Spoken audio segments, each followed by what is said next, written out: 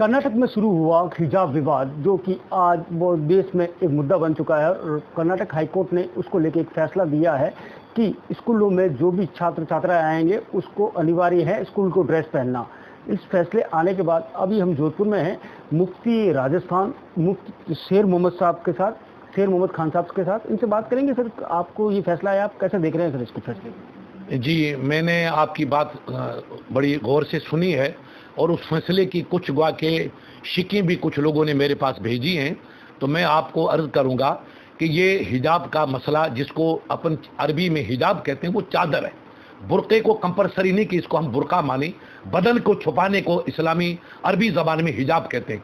तो हमारे ये हिजाब, जैसे हमारे उन बुज़ुर्गों ने लिखा है कि कंपलसरी नहीं है, ये उनका कहना ठीक नहीं है।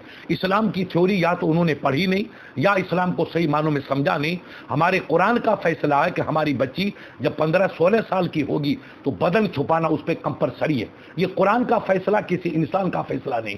इसलिए स्कूल में बच्ची जाए, चाहे कॉलेज में जाए, यूनिवर्सिटी में जाए, उसको अपने बदन को छुपाना फ़र्ज है, चाहे वो चादर से छुपाए चाहे बुरक़े से छुपाए। रहा स्कूल का यूनिफॉर्म, तो बेशक हमें उस पर कोई एतराज़ नहीं। हमारी बच्चियां दूसरे भाइयों की तरह यूनिफॉर्म को कबूल करेंगी, मगर क्लास में जब तक नहीं पहुंचेगी उसका बदन छुपा रहेगा हिजाब की शक्ल में। वहां जाकर के अपनी चादर को अलग रखेगी और स्कूल के कॉलेज को ज्वाइन करके तालीम हासिल करेगी। तालीम पढ़ के जब उनकी क्लास बर्खास्त हो जाएगी तब बच्ची कमरे से बाहर निकलेगी, तब अपने बदन को छुपाएगी। इस्लाम ने हिजाब इसलिए रखा कि गैर आदमी की नज़र औरत पे न पड़े, इसलिए इस्लाम ने औरत को छुपाने का हुक्म फरमाया। और हदीस पैगंबर है, अल मरतु औरतुन, बदन छुपाना औरत पे कंपलसरी है।